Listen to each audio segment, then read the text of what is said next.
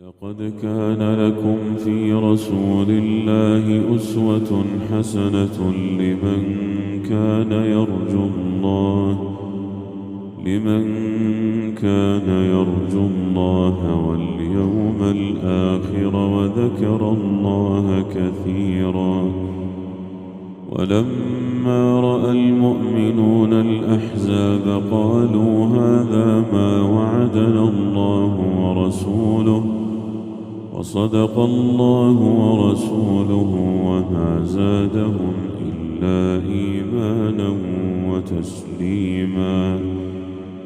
من المؤمنين رجال صدقوا ما عاهدوا الله عليه فمنهم من قضى نحبه ومنهم من ينتظر وما